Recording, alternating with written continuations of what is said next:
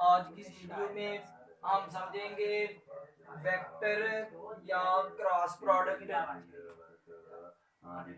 Vector product या cross product second name है इसका। डिफाइन कर लेते हैं वेक्टर प्रोडक्ट को। Vector product of two vector quantities is a vector quantity. यानी कि स्टूडेंट्स दो वेक्टर्स की डॉट प्रोडक्ट लें, क्रॉस प्रोडक्ट,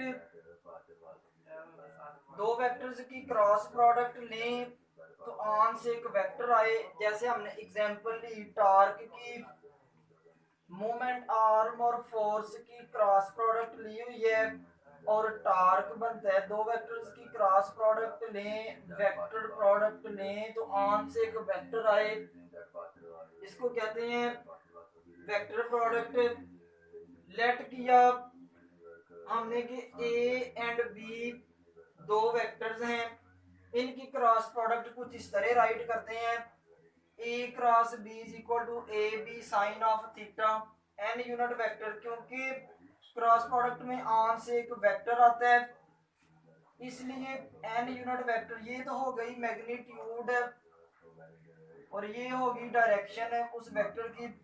अब इस कॉन्सेप्ट को समझने के लिए कि क्रॉस प्रोडक्ट में साइन क्यों आता है, हमने एक फिगर ली। फिगर में दो वेक्टर्स लिए ए और बी, इन दोनों के बिटवीन एंगल थीटा ड्रा कर दिया। अब हमने चेक करना है क्रॉस प्रोडक्ट की डायरेक्शन किधर को है। अपने राइट हैंड को इस तरह कर्ल करना है, राइट हैंड को इस तरह कर्ल करना है ए वेक्टर से टुवर्ड्स वेक्टर बी।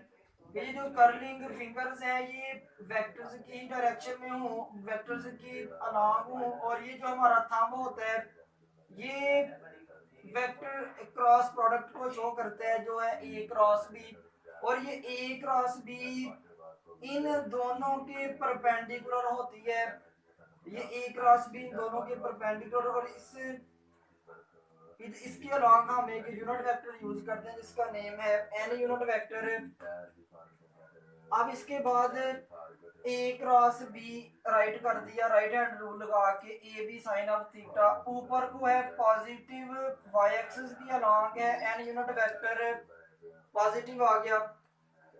अब स्टूडेंट्स सेकंड फिगर में हमने वही फिगर ड्रा की, यही दो वेक्टर्स लिए ए और बी, लेकिन इस केस में याद रखना है कि हम राइट हैंड रूल लगा रहे हैं बी से टुवर्ड्स ए।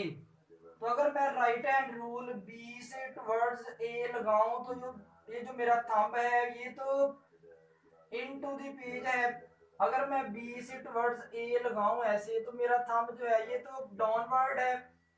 इससे पता चला कि बी क्रॉस ए के केस में thumb downward, thumb negative Y axis की तरफ है, इसलिए एन यूनिट वेक्टर के साथ नेगेटिव लिखा। नेगेटिव जो है स्टार्ट में आ गया, बी ए को हम ए बी लिख सकते हैं। इसके बाद इस सारे की जगह पे A B sine of theta N unit vector है, इसकी जगह पे हमने पुट कर दिया ए क्रॉस बी। इधर पहुंच गए। डॉट प्रोडक्ट में होता है कि A dot B is equal to B dot A, लेकिन क्रॉस प्रोडक्ट में A cross B cross A के इक्वल होता है, लेकिन साथ माइनस का साइन आता है। इससे पता चला कि क्रॉस प्रोडक्ट में कम्यूटेटिव प्रॉपर्टी होल्ड नहीं करती। फिर हमने एक एग्जांपल ली टॉर्क वाली। हमें पता है कि torque turning effect of force है। एक मैंने स्पैनर लिया, इसके ऊपर फोर्स अप्लाई की, ये line of action of force है, इधर एक्सिस ऑफ रोटेशन है। इन दोनों के बिटवीन जो भी डिस्टेंस होता है उसको हम मोमेंट आर बोलते हैं। इस केस में भी हम देखें तो ये जो प्लेन है एफ और आर का ये तो आपस में भी परपेंडिकुलर है, लेकिन इनकी वजह से जो टॉर्क प्रोड्यूस हो रहा है जो कि वेक्टर क्वांटिटी है उसकी डायरेक्शन, वो जो टॉर्क है वो इन दोनों के परपेंडिकुलर होगा। क्रॉस प्रोडक्ट में जो दो वेक्टर्स की मल्टीप्लिकेशन के बाद आंसर आता है वो उन दोनों के परपेंडिकुलर होता है। ये बात भी याद रखनी है स्टूडेंट्स।